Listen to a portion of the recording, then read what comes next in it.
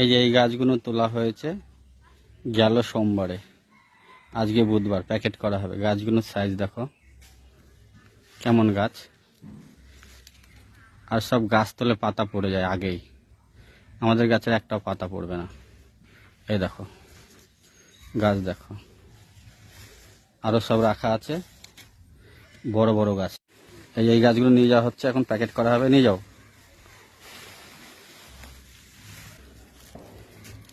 গাছের ছাও দেখেন, ডালপালা দেখেন, লগ দেখেন,